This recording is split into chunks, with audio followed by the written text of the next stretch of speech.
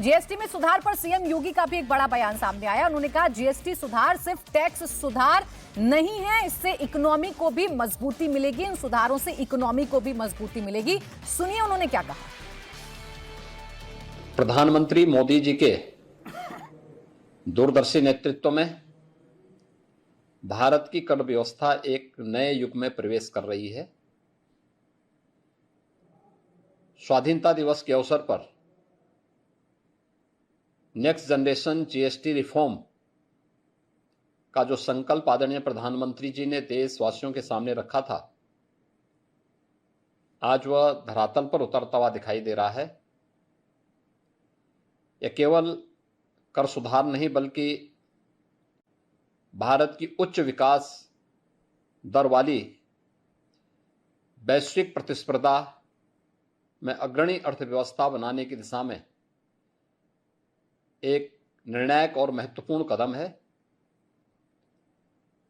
इस दूरगामी ऐतिहासिक निर्णय के लिए माननीय प्रधानमंत्री श्री नरेंद्र मोदी जी और केंद्रीय वित्त मंत्री श्रीमती निर्मला सीतारमण जी का हृदय से अभिनंदन। अब जीएसटी में केवल दो प्रमुख स्लैब 5% और 18% रहेंगे।